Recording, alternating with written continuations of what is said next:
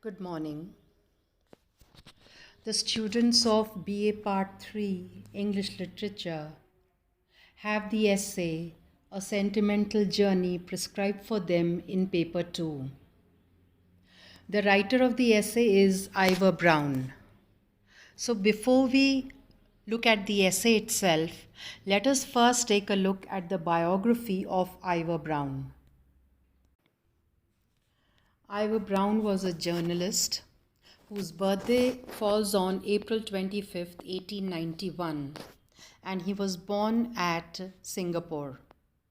His date of death is April 22nd, 1974. He died at the age of 82. About Ivor Brown. He was a man of letters who became the editor of The Observer and wrote over 75 books. He chaired the British Drama League from 1954 to 1962. His earlier fame. He worked as a civil servant in the Home Office before quitting, means giving it up, and becoming a freelance writer. In other words, he did not attach himself to any particular publishing house, etc. He wrote and he shared his writings with whoever was ready to publish it. Trivia. He criticized Ezra Pound, T.S. Eliot, and other modernist poets, calling them half-baked intellectuals who worship baby talk and even persuade other people to pay for it. In other words, he was critical of the other writers of his time. Family life. He married Irene Gladys Henschel and he had no known children. Brown was associated with, in 1923, he published a work entitled H.G. Wells. Born in Penang, Malaya, Brown was the younger of two sons of Dr. William Carnegie Brown, a specialist in tropical diseases, and his wife, Jean Carnegie. At an early age, he was sent to Britain, where he attended Suffolk Hall Preparatory School and Cheltenham College.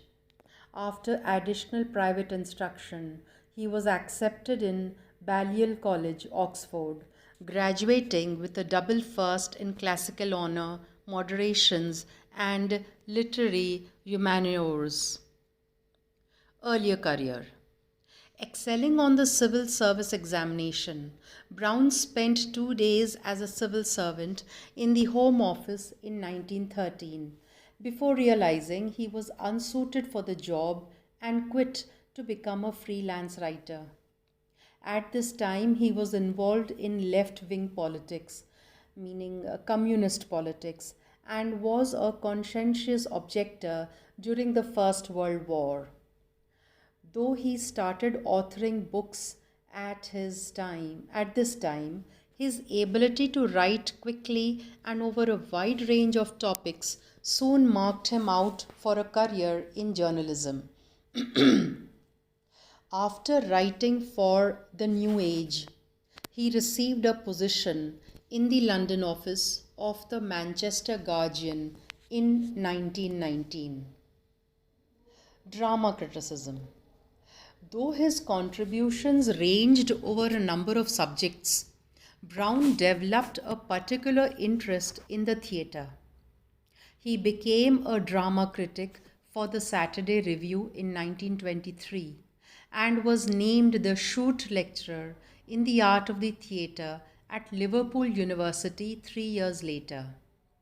In 1929, Brown joined The Observer as their drama critic. The Observer is a magazine in English. In the decade that followed, he emerged as the most influential and insightful drama critic in the British press, a status acknowledged in 1939 with his appointment as Professor of Drama in the Royal Society of Literature and his selection as Director of Drama for the Council for the Encouragement of Music and the Arts the following year. Attacks on modernist poetry. Brown made quite a show of his unwillingness to follow fashionable literary and cultural nostrums. Some of his best writings are beautifully crafted and often hilarious polemics on modern poetry, music, and manners. This can be seen, sometimes with a startling effect on today's reader, in such works as I Commit to the Flames, in which, for example, he is particularly scathing, means critical, about Eliot, this is T.S. Eliot, and Pound, that is Ezra Pound, two popular writers of the early 20th century. Writings on Shakespeare.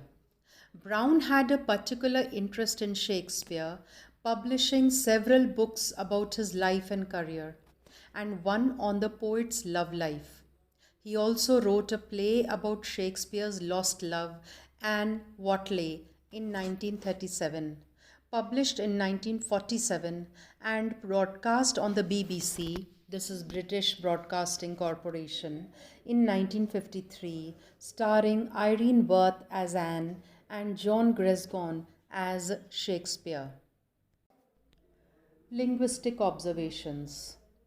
Brown showed an interest in grammar and the use of words from his earliest writings.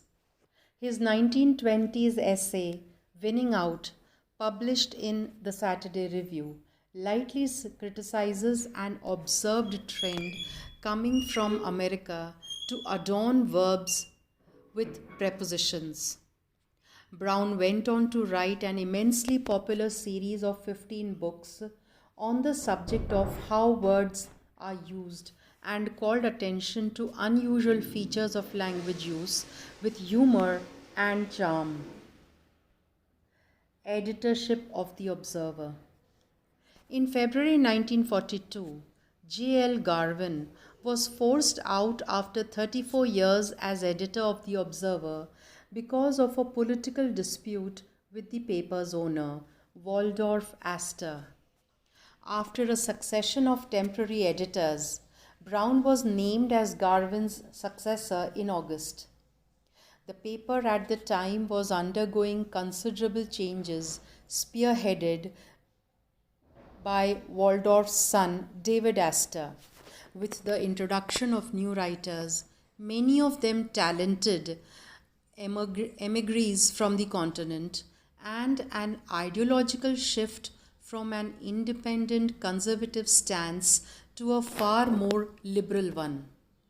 Brown's appointment was widely viewed as short-term, with Astor waiting in the wings to succeed him and already performing as many of the duties as editor as his war service permitted.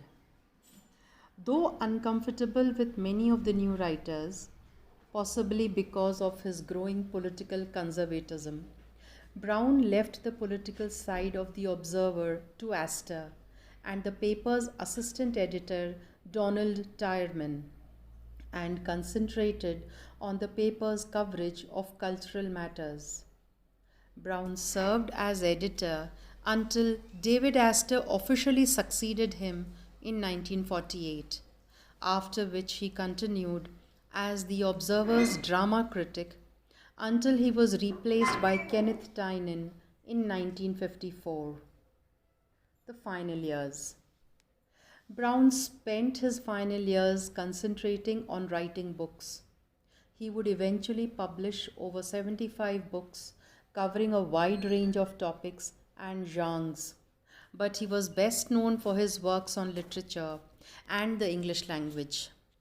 He was chairman of the British Drama League from 1954 to 1962 and a fellow of the Royal Society of Literature, and he was named a CBE in 1957. He died in London in 1974. This is a brief biography of IVOR Brown, essayist and journalist of the English language. Thank you.